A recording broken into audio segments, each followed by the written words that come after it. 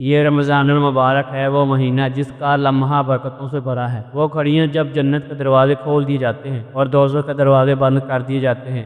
مگر کیا آپ جانتے ہیں کہ ہمارے پیارے نبی صلی اللہ علیہ وسلم نے رمضان کے بارے میں کیا فرمایا؟ آج ہم آپ کو ایسی حدیث سنائیں گے جو آپ کی زندگی بدل کر رکھ دیں گی۔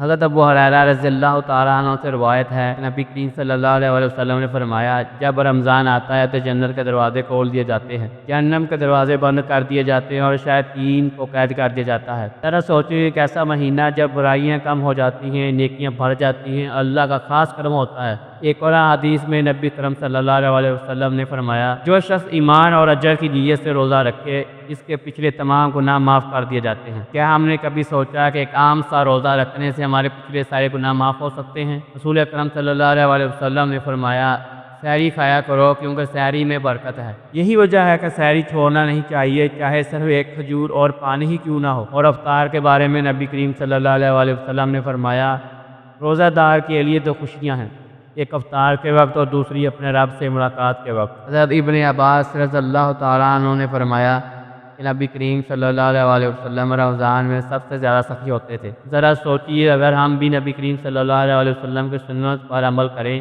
اور غریبوں کی مدد کریں تو کتنا ثواب کما سکتے ہیں۔ اللہ کے رسول صلی اللہ علیہ وسلم نے فرمایا، جو شخص لیلۃ القدر کو عبادت میں گزارے، اس کے تمام پچھلے گناہ معاف کر دیے جاتے ہیں۔ یہ وہ رات ہے جو 1000 مہینوں سے بہتر ہے، اور ہمیں نہیں معلوم کہ ہم اگلے رمضان تک زندہ بھی رہیں گے یا نہیں۔ نبی کریم صلی اللہ علیہ وسلم نے فرمایا، جس نے رمضان کے بعد شوال کے 6 روزے رکھے اور ایسے ہی جیسے اس نے پورے سال روزہ رکھا ہو۔ رمضان ختم ہوتا ہے مگر نیکیاں نہیں۔